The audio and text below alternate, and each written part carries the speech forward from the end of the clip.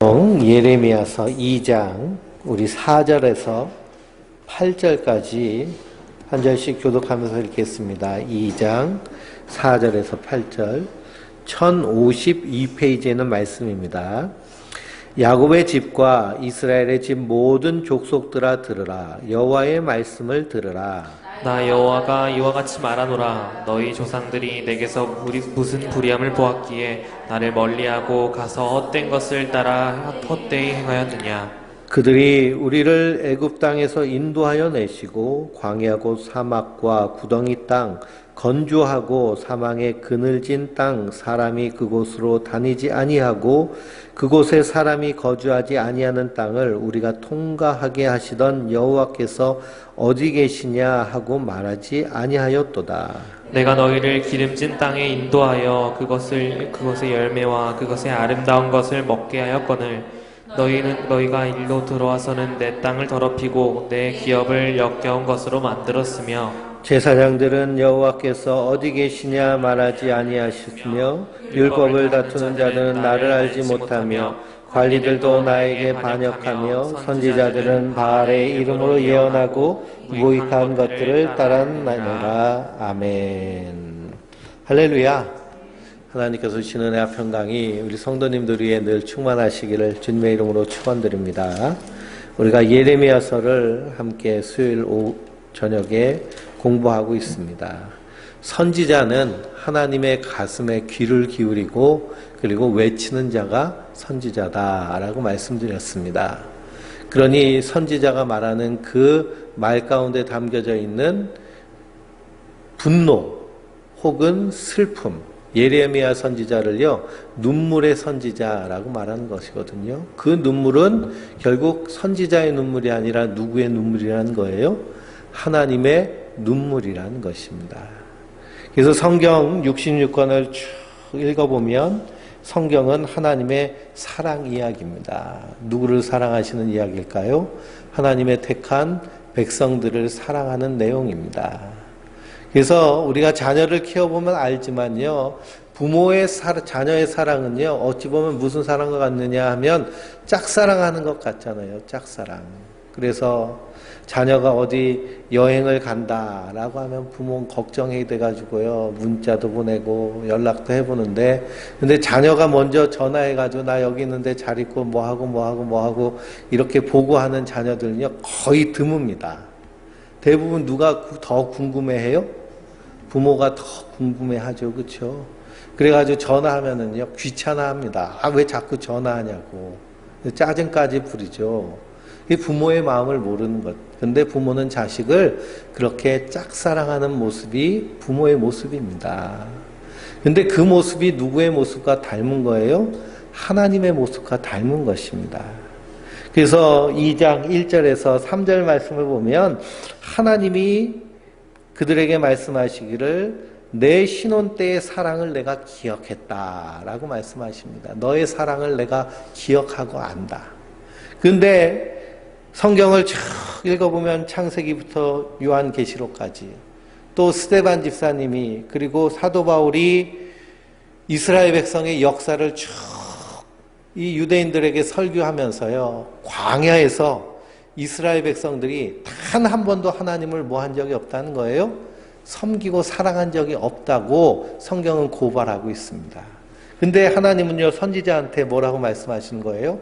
내가 너의 사랑을 기억한다 라고 이렇게 선언하시는 것입니다. 너의 사랑을 기억한다. 그래서 아니 이스라엘 백성들이 광야에서 계속 반역하고 거역하고 말 안 듣고 그리고 딴짓했는데 하나님을 사랑한 적이 있나 찾아보면요 시편 78편에 보니까 딱 한 번 나옵니다. 그들이 메추라기를 배 터지게 먹고요 하나님이 화가 나셔가지고 거기서 사람들을 그냥 바로 죽이십니다. 그랬더니 그걸 보고요 이 이스라엘 백성들이 깜짝 놀라가지고 하나님 앞에 싹싹 빌면서 주님 우리를 용서해 주세요. 그 한 모습을 보시고요 뭐라고 생각하시는 거예요?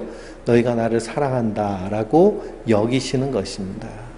이것이 하나님의 사랑이에요. 우리가 자녀가요 아무리 속을 새겨도 아무리 속을 새겨도 자녀를 사랑합니다. 그렇죠? 사랑하는데요. 너무너무 속삭이면 참 얘랑 호적에서 파버리고 싶은데도 사랑하는 이유 중에 하나가 뭐냐? 그래도 한번 사랑했던 그 기억 때문에. 예? 커서 말을 안 들면 언제적 기억을 하면서요? 애기적 기억을 하면서 인내하고 참는 겁니다. 그렇잖아요. 하나님의 사랑이 그렇다는 거예요. 그러니까 하나님의 사랑은요, 짝사랑하시는 모습입니다. 그러니 그 사랑을 아는 것이 바로 우리 신앙생활에서 날마다 추구해야 될 것인 줄 믿습니다. 하나님이 어떻게 나를 사랑하시는가? 그 사랑이 우리에게 십자가로 드러났습니다. 그래서 사도 바울이 에베소 교회 성도를 향하여서 무릎을 꿇고 간절히 기도하는 기도의 내용 가운데 하나님의 사랑의 길이와 깊이와 높이와 너비가 어떠한지를 깨달아 알게 하여 주시옵소서 하고 기도하는 것입니다. 그러니 우리도 기도할 때요, 주님 오늘 하루를 살면서 하나님의 사랑을 깨닫게 해주세요 하고 기도하시기 바랍니다. 하나님은요, 우리 안에서 분명히 역사하고 일하고 계십니다. 하나님은 선지자들을 말에 의하면 일하시는 하나님이세요. 가만 구경하고 계시는 분이 아니시고요. 우리 안에서 그리고 이 세상 가운데서 지금도 일하고 계시는 분이십니다. 그러므로 이 깨어진 세상, 죄로 인하여서 완전히 망가진 세상 가운데서 하나님의 나라를 다시 새롭게 재창조하시려고 일하고 계시는데요. 그 일하심을 성도는 믿으며 이 땅에서 믿음으로 사는 자들인 줄 믿습니다. 그러니 하나님의 사랑이 이러한데 그 하나님의 사랑을 깨닫고 그 사랑에 감사하여서 사는 자들을 하나님 얼마나 기뻐하시겠습니까? 그래서 우리가 하나님을 사랑하는 최고의 그 사랑의 표현이 무엇이냐 하면 하나님께 예배 드리는 것입니다.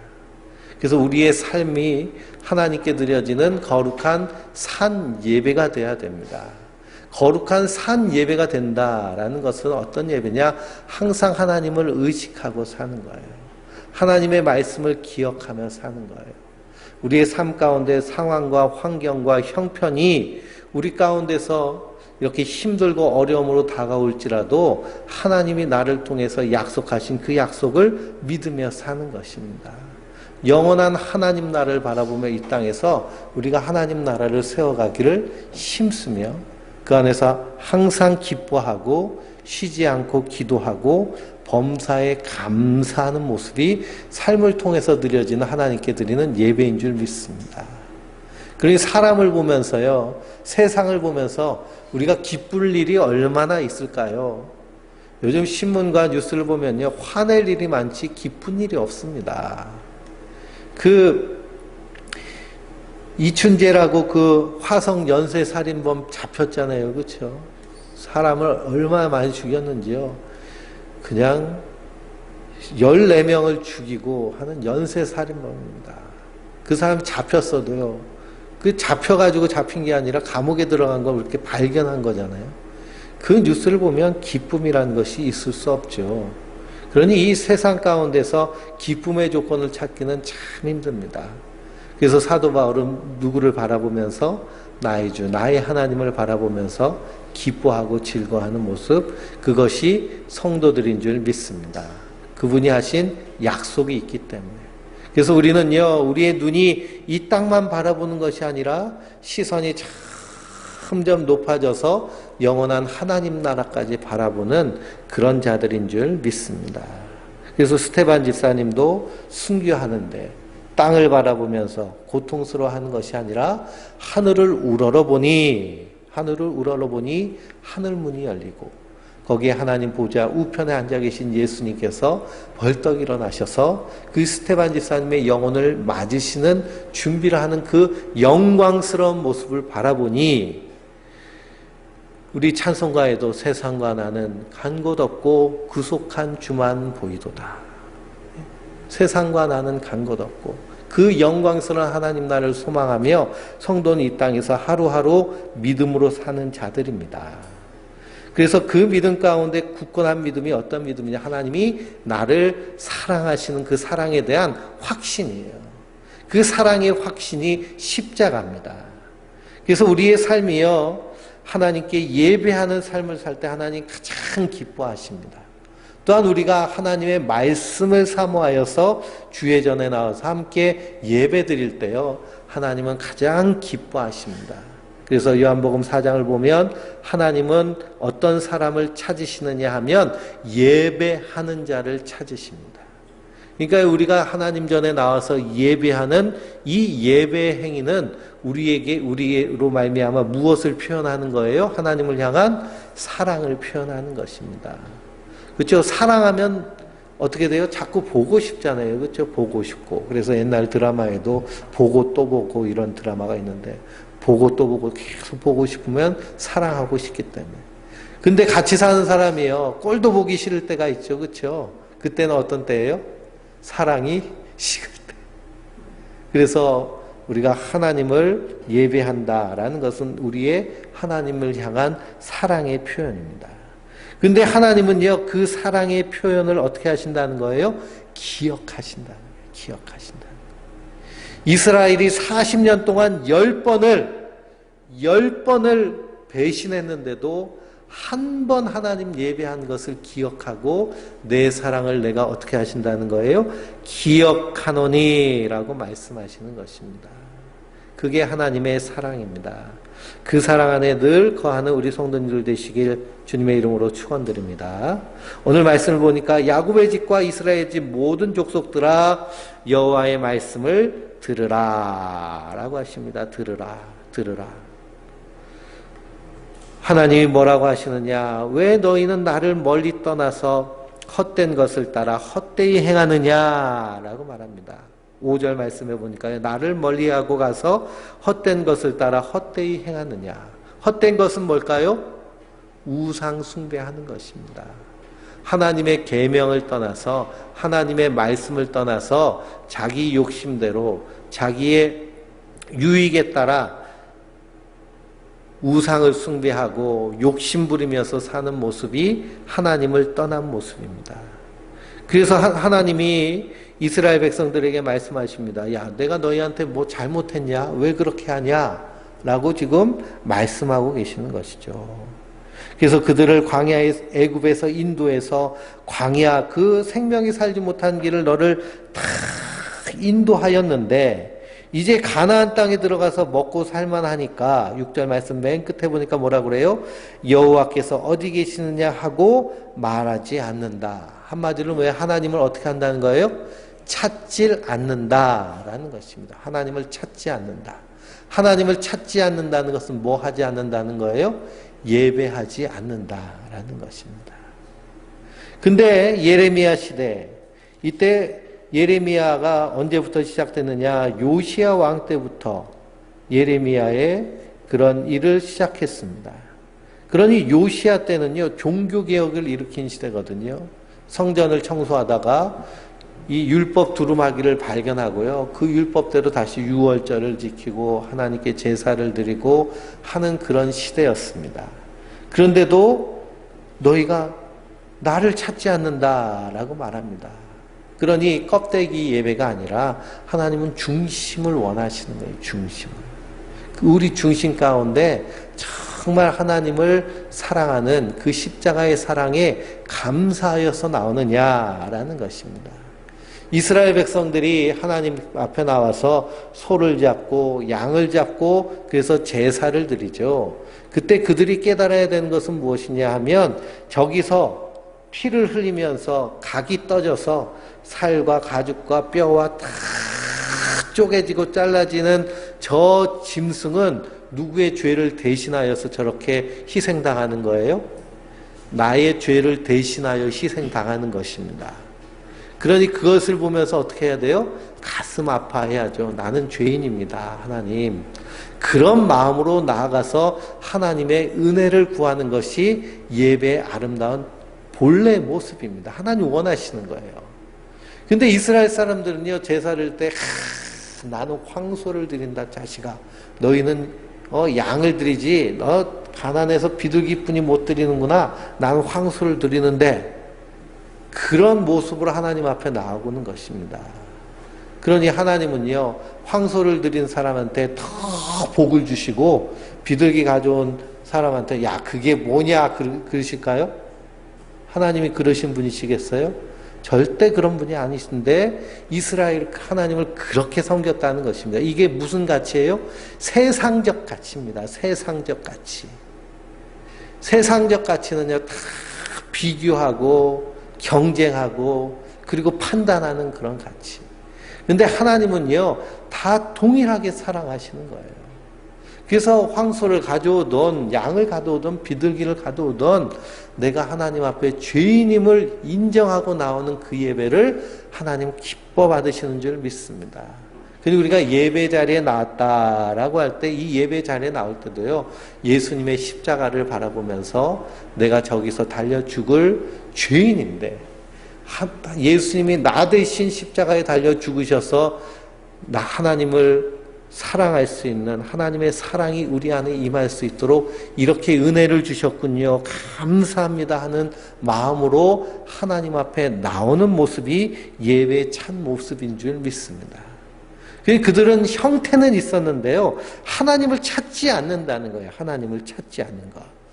그래서 아모스서 8장 11절 말씀 보면 주 여호와의 말씀이라 보라 내가 기근을 보낼 것이다 라고 그랬습니다. 기근.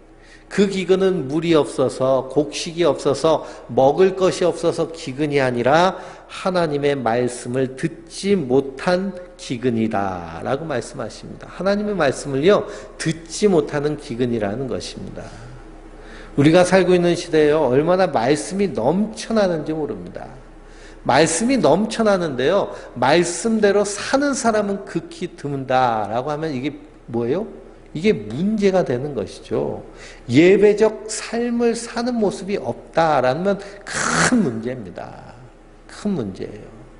그래서 예배적 삶은 뭐냐? 우리의 삶 가운데 하나님의 사랑을 실천하는 거예요.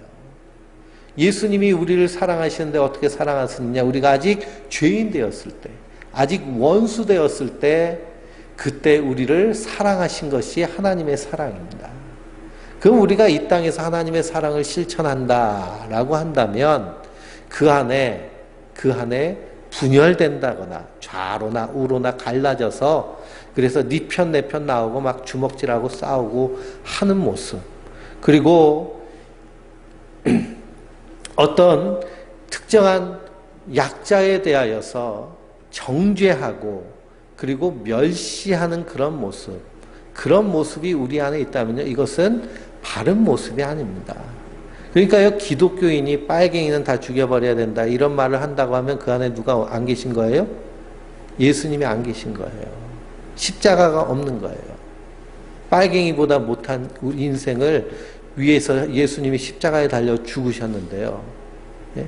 그런 미움을 가지고 하나님을 예배한다. 그 예배가 안 되는 것입니다. 그러니 이 한국교회가 크게 잘못하는 모습은 어떤 모습이냐 하면 어떤 한 부류의 사람들을 멸시하고 미워하고 그리고 매도하는 모습이 완전히 잘못된 모습입니다. 그래서 성도는요 이런 분명한 가치의식을 가지고 살아야 됩니다. 그래서 이스라엘 백성들이요 여호와께서 어디 계시느냐 하고 찾는 이가 없구나 라고 주님께서 안타까워하시는 것이죠. 그래서 내가 너희를 기름진 땅 가나안 땅으로 인도해냈는데 그 땅을 어떻게 했다는 거예요? 더럽혔다라는 것입니다. 너에게 기업을 주었는데 역겨운 것으로 만들었다. 그것은 뭐예요? 우상을 숭배하고 거기에 있는 가나안에 있는 이방신들을 숭배했다라는 것입니다. 그런 죄악이 가득한데도 제사장들은 하나님 어디 계십니까? 라고 말하는 자들이 없다라는 것입니다. 그러니까 하나님은요, 하나님을 찾는 자를 기뻐하십니다. 그래서 히브리서를 읽어보면 믿음은 뭐예요? 하나님을 찾는 자들에게 상 주시는 것입니다. 하나님이 계신 것과 하나님을 찾는 이들에게 상 주시는 것을 믿는 것이 믿음의 시작이에요. 그래서 이 창세기에 나와 있는 아벨의 그 태초의 원시 믿음은 어떤 믿음이냐 하면 하나님이 계시다라는 믿음이에요. 그리고 그분을 찾으면 하나님께서 기뻐하시고 상 주신다라는 그 믿음이에요. 그것이 창세기 아벨이 드린 원시적인 믿음의 제사입니다. 그러니까 하나님이 계시다는 것을 인정하고 하나님을 찾는 거예요. 그리고 우리 인생 가운데 어려움과 고난과 역경이 있을 때 하나님은 어떤 사람을 기뻐하실까요? 하나님을 찾는 자들. 하나님을 찾는다는 건 뭐예요? 기도한다라는 것입니다. 기도한다. 아무것도 염려하지 말고 오직 모든 일에 기도와 간구로 너희 구할 것을 감사함으로 하나님께 아뢰라. 그리하면 모든 지각에 뛰어난 하나님의 평강이 그리스도 예수 안에서 너희 마음과 생각을 지키시리라 라고 하십니다. 그러니 기도하기를 원하시는 거예요. 왜 그러냐? 그것이 하나님을 찾는 것이기 때문에. 하나님 우리의 아버지 되신 분이시고요. 하나님 우리를 사랑하신 분이십니다. 그럼 힘들면 힘들다고 하나님께 얘기하는 거예요. 도와달라고 하면 도움이 필요하다 하나님께 구하는 거예요.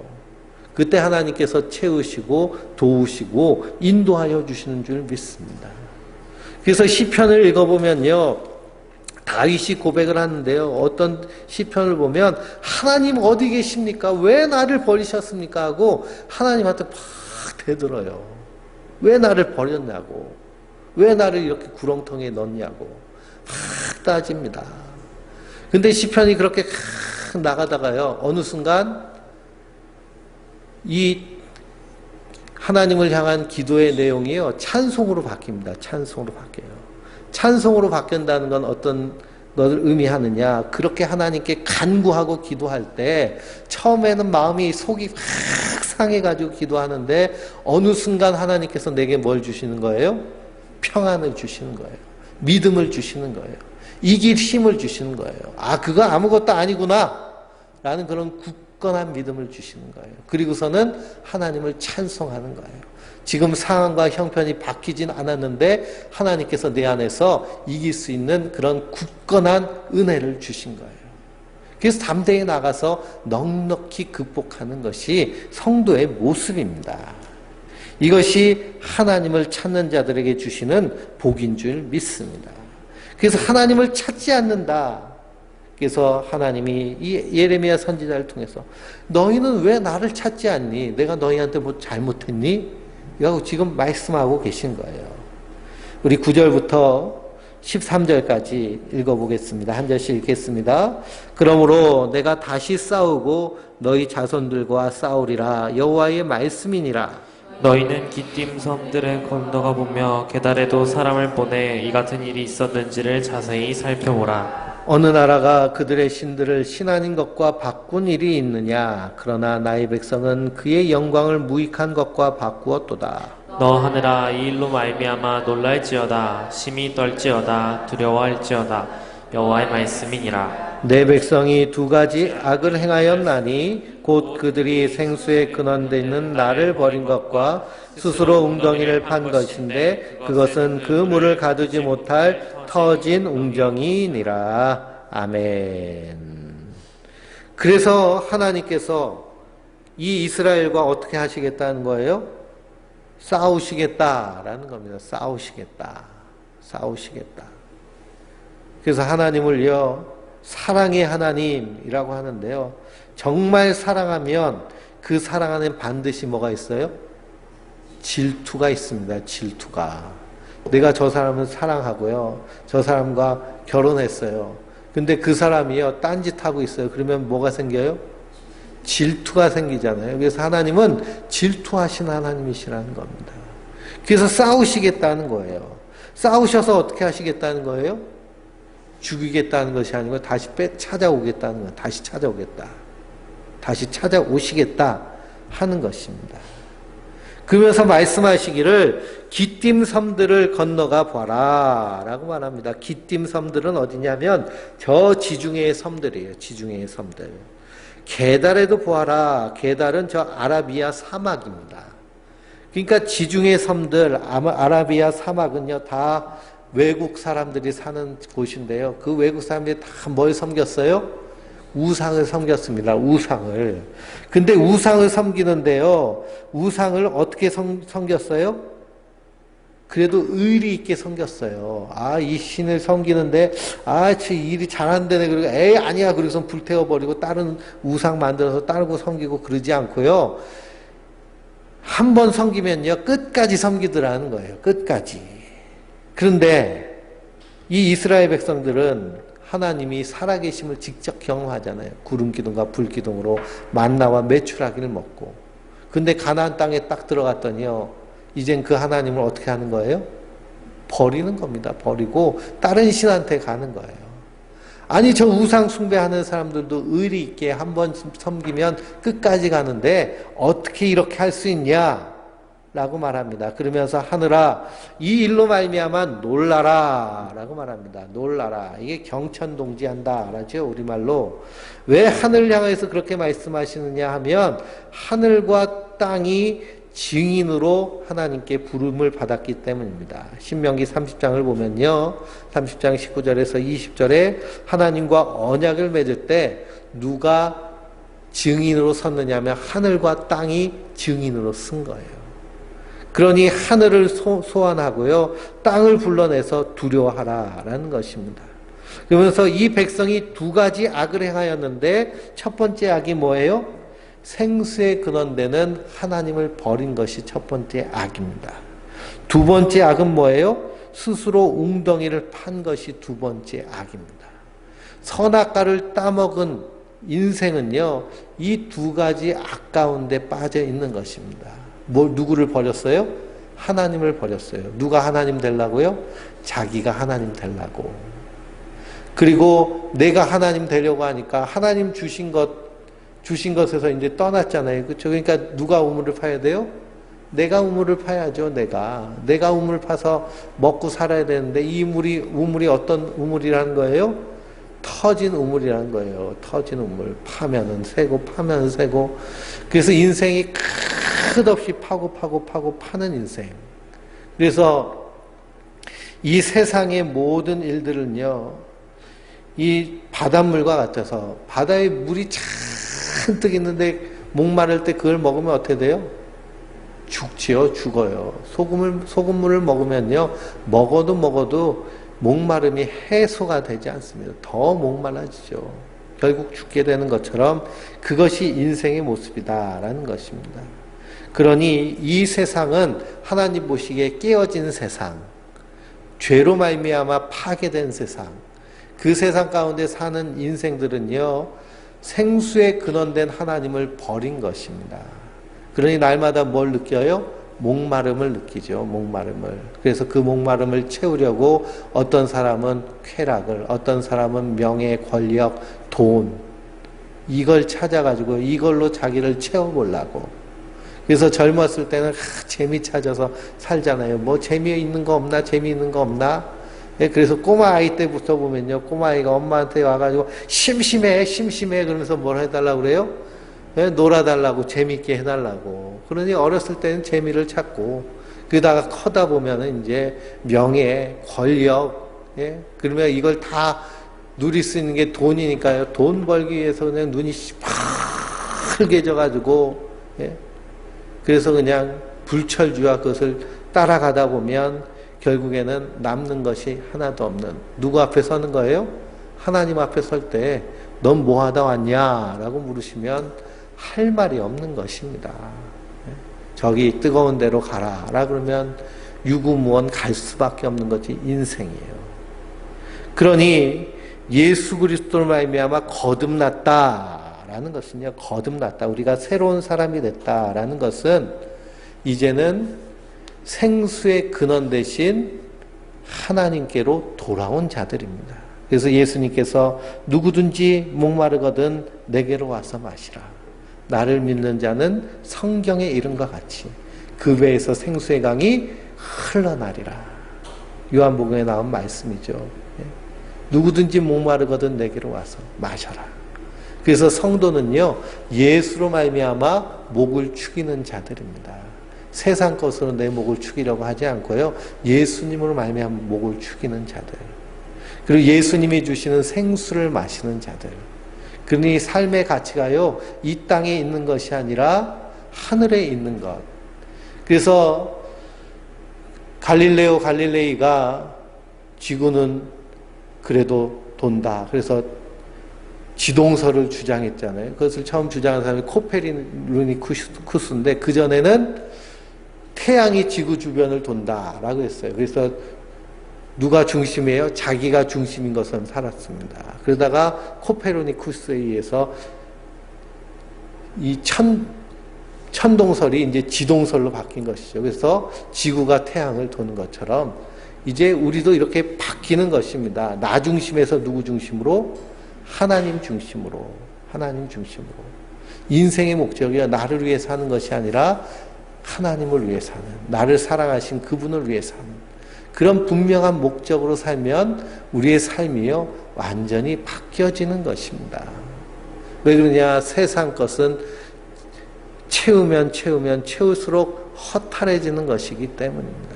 그래서 뭔가 목적을 해서 이루면 신날 것 같은데요, 허탈하잖아요. 등산을 해도 목적을 가지고 산에 탁 올라가고 나면 어떻게 돼요? 또 내려와야 되잖아요. 그렇죠? 내려옵니다. 그래서 이 유명한 산악인들이 등산하는데 주로 사고가 언제 나느냐? 올라갈 때 사고가 나지 않고요, 내려올 때 사고를 많이 당합니다. 내려올 때.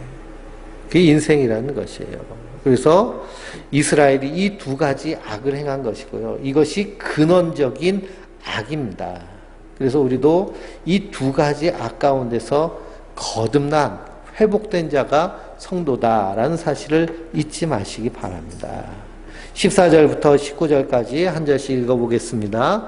이스라엘이 종이냐 시종이냐 어찌하여 포로가 되었느냐. 어린 사자들이 그를 향하여 부르짖으며 소리를 질러 그의 땅을 황폐하게 하였으며 그의 성읍들은 불타서 주민이 없게 되었으며 놉과 디바네스의 자손도 내 정수리를 상하였으니 내 하나님 여호와가 너를 길로 인도할 때 네가 그를 떠남으로 이를 자취함이 아니냐. 내가 시올에 물을 마시려고 애굽으로 가는 길에 있음은 어찌됨이며 또 내가 그 강물을 마시려고 아수르로 가는 길에 있음은 어찌됨이냐. 내 악이 너를 징계하겠고 내 반역이 너를 책망할 것이라. 그런즉 내 하나님 여호와를 버림과 내 속에 나를 경외함이 없는 것이 악이요 고통인 줄을 알라. 주 만군의 여호와의 말씀이니라. 아멘. 그래서 내 속에 나의 경외함이 없는 것이 악이고 고통이다. 하나님 안 계신 것이요, 악이고 고통이라는 것입니다. 그래서 그리스도를 믿지 아니하는 자는 요한복음을 보면 이미 심판받고 있다. 왜냐? 그 고통 가운데 거하고 있기 때문에 그렇습니다. 근데 이 이스라엘이 시올의 물을 마시고 그 강물을 마신다라고 했는데, 거기 각주를 보면 시올은 애굽이고요, 애굽의 나일강이고 그 강물은 유프라테스 강입니다. 그러니 어려움이 있으면 이스라엘은 누구를 찾아야 돼요? 하나님을 찾아야 되는데, 저 애굽에 내려가서 도움을 구하고 저 북쪽 아수르에 가서 도움을 구하는 그 모습을 하나님이 책망하시는 것입니다. 야, 너희가 종이냐? 종으로 태어났냐? 포로냐? 너희에게 누가 계시다는 거예요? 하나님이 계신데 왜 그렇게 사냐는 거예요. 하나님 그것을 질투하시고 그것을 미워하십니다. 하나님 계시는데, 아버지가 있는데요, 아버지 없는 고아처럼 그렇게 살면 아버지 입장에서 얼마나 자존심 상하는 일이겠습니까? 그래서 이스라엘에게 그렇게 말씀하시는 것입니다. 그래서 그것을 깨닫게 하시기 위해서 이 애굽을 통하여서 이스라엘의 정수리를 치는데, 정수리를 쳤다라는 것은 요시야 왕이 애굽하고 전쟁하다가 거기서 전사하는 것을 이야기합니다. 그러니 하나님 경외하는 것이 없는 것이 고통 그 자체인 것이죠.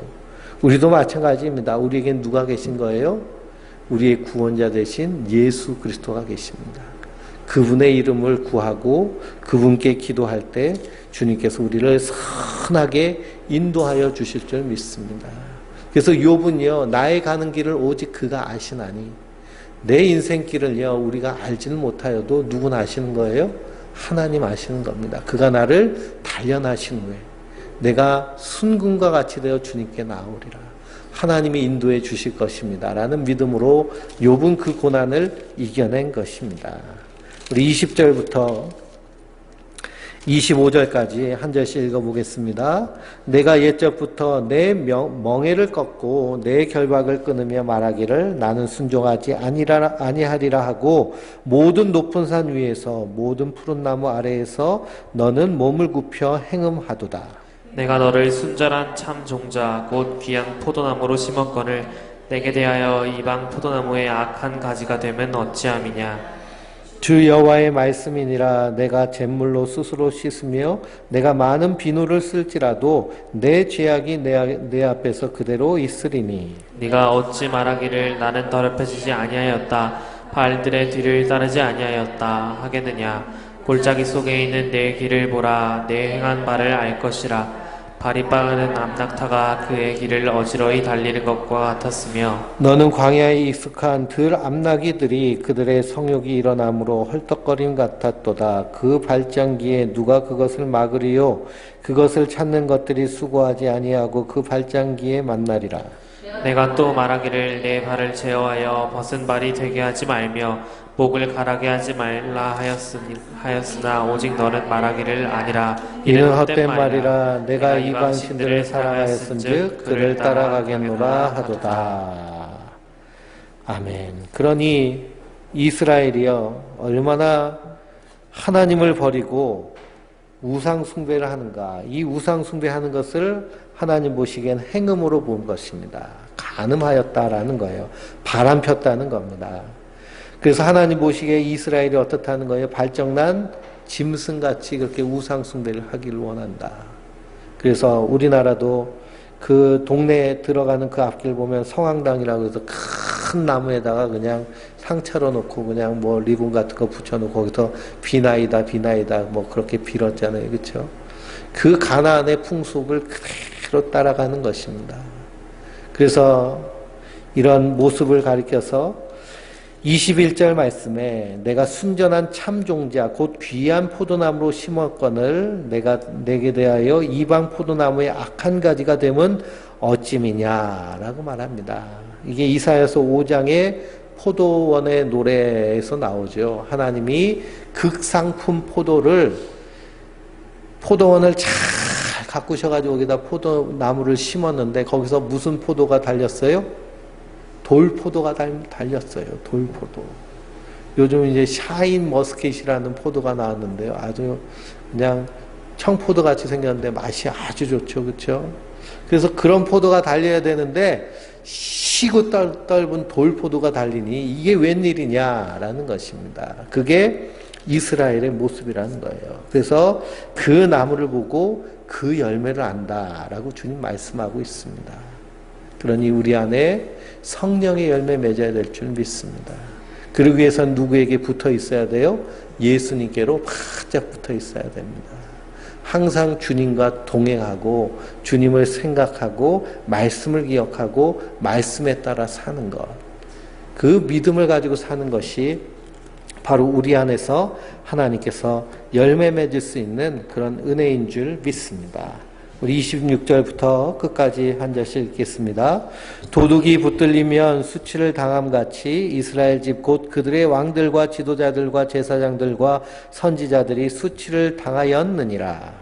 그들이 나무를 향하여 너는 나의 아버지라 하며 돌을 향하여 너는 나를 낳았다 하고 그들의 등을 내게로 돌리고 그들의 얼굴을 내게로 향하지 아니하다가 그들이 환난을 당할 때에는 이르기를 일어나 우리를 구원하소서 하리라. 너를 위하여 내가 만든 내 신들이 어디 있느냐? 그들이 내가 환난을 당할 때 구원할 수 있으면 일어날 것이라. 유다여 너희 신들이 너희 성읍수와 같도다. 너희가 나에게 대항하면 어찌 됨이냐? 너희가 다 내게 잘못하였느니라. 여호와의 말씀이니라. 내가 너희 자녀들을 때린 것이 무익함은 그들의 징계를 받아들이지 아니함이라. 너희 칼이 사나운 사자같이 너희 선지자를 삼켰느니라. 너희 세대여 여호와의 말을 들어보라. 내가 이스라엘에게 광야가 되었었느냐 캄캄한 땅이 되었었느냐. 무슨 이유로 내 백성이 말하기를 우리는 노였으니 다시 주께로 가지 아니하겠다 하느냐.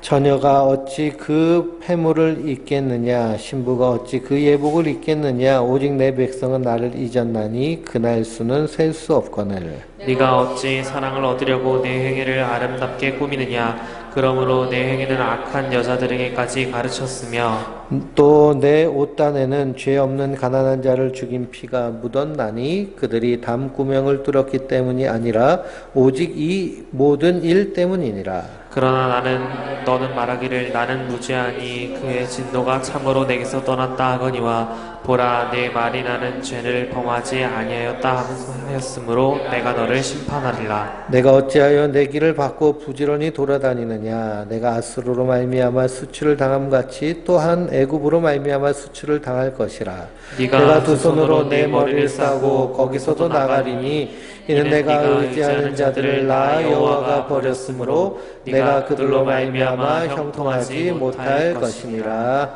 아멘. 그러니 이스라엘이 하나님으로부터 징계받아도 뭐 하지 않고 있다는 거예요? 회개하지 않고 있다라는 겁니다. 회개하지 않고 있다. 깨닫지도 않고요. 오히려 더 대드는 모습. 요한계시록을 보면요. 하나님의 진노의 대접이 쏟아지는데 그런데 말세의 특징은 뭐예요? 그들이 회개치 아니하더라라는 것입니다. 하나님께로 돌아올 생각을 안 한다는 거예요. 지금 이스라엘도 하나님께 돌아올 생각조차 없는 것입니다. 그러니 이스라엘이 심판받을 그때나 이 세상이 심판받을 그때나 똑같은 모습으로 돌아갑니다. 그런데 구원받은 성도는 어떤 모습으로 나아가요? 주님의 십자가를 바라보며 주님 내가 죄인입니다 하며 나가는 것이 성도의 모습입니다. 예수님의 은혜 없이는 나는 살 수 없습니다 라고 고백하는 것이요 성도의 그런 모습입니다.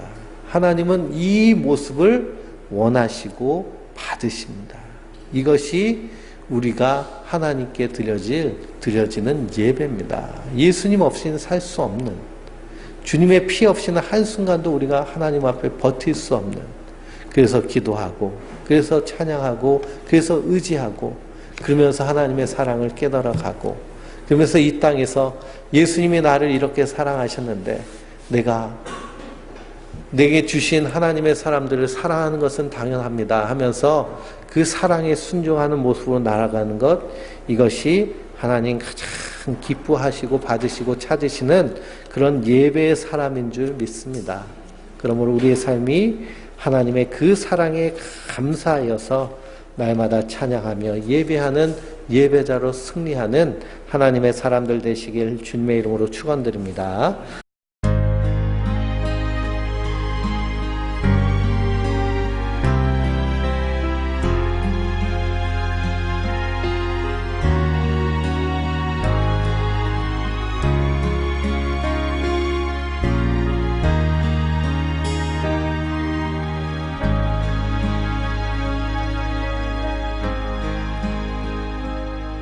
어둠 속에 매이던 내 영혼 갈 길 몰라 방황할 때에 주의 십자가 영광의 그 빛이 나를 향해 비추어 주셨네. 주홍빛보다 더 붉은 내 죄 그리스도의 피로 씻기어 완전한 사랑 주님의 은혜로 새 생명 주께 얻었네.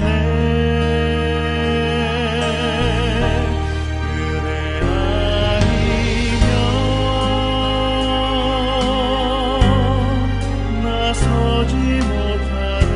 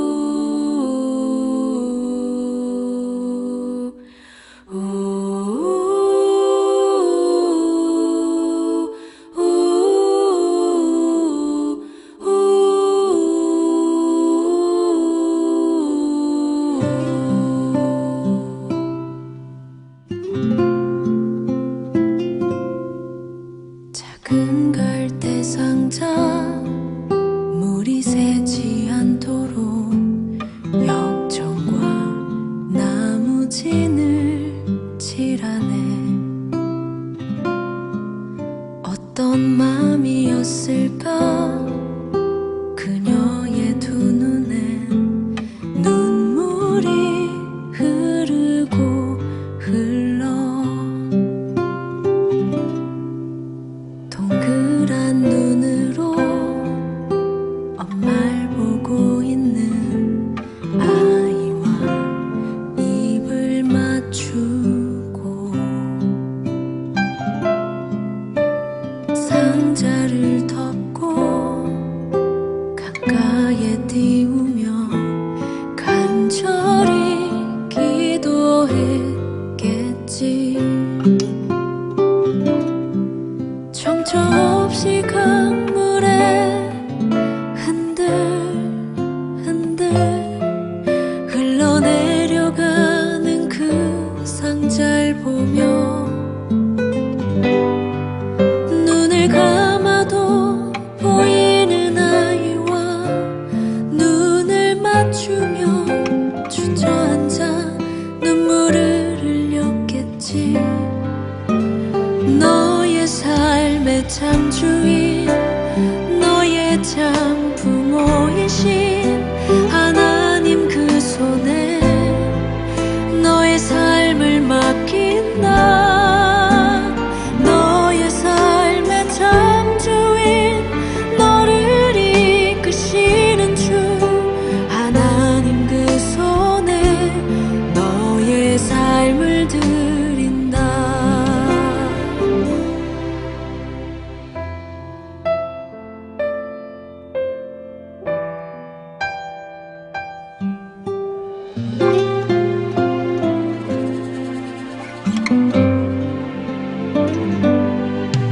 어떤 마음이었을까. 그녀의 두 눈에 눈물이 흐르고 흘러 정처 없이 강물에 흔들흔들 흘러내려가는 그 상자를 보며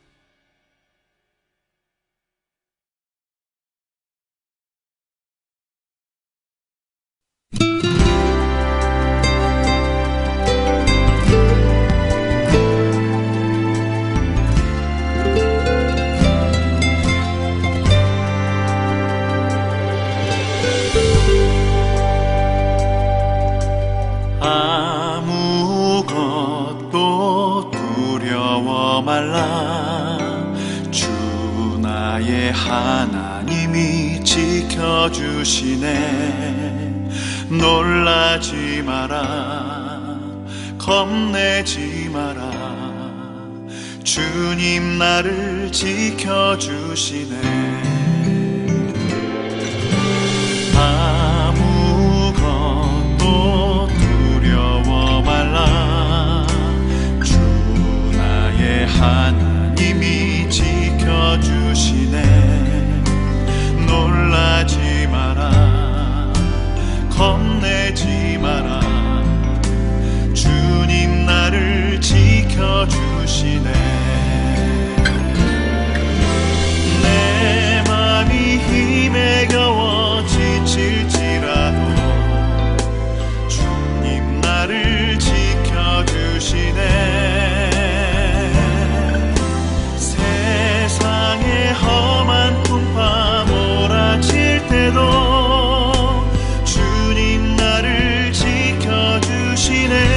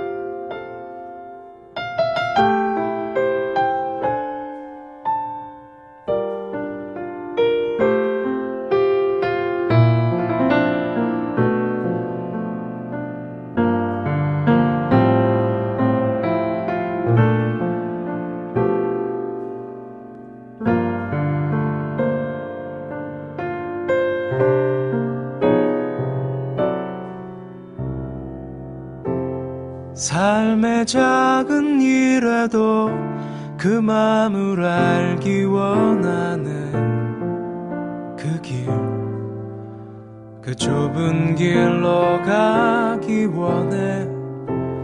나의 작음을 알고 그분의 크심을 알며 소망 그 깊은 길로 가기 원하네.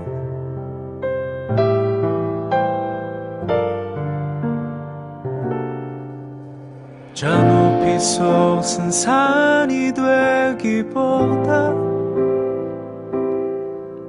여기 오름직한 동산이 되길, 내가 아는 길만 비추기보다는 누군가의 길을 비춰준다면, 내가 노래하듯이 또 내가 얘기하듯이 살길, 난 그렇게 죽기 원하네. 삶의 한 절이라도 그분을 닮기 원하네. 사랑, 그 높은 길로 가기 원하네.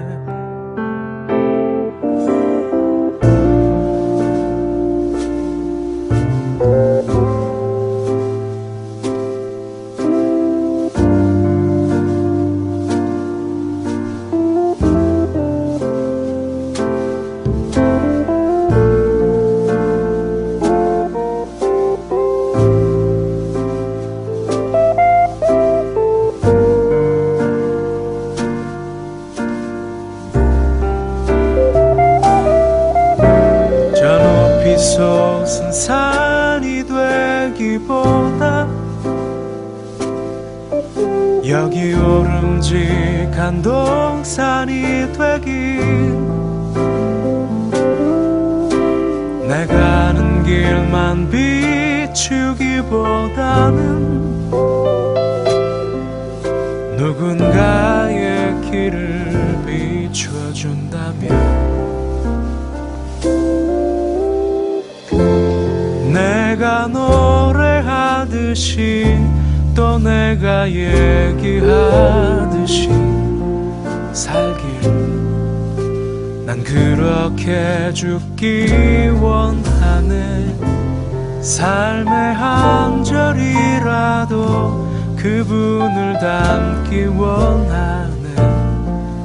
사랑, 그 좁은 길로 가기 원하네. 그 깊은 길로 가기 원하네.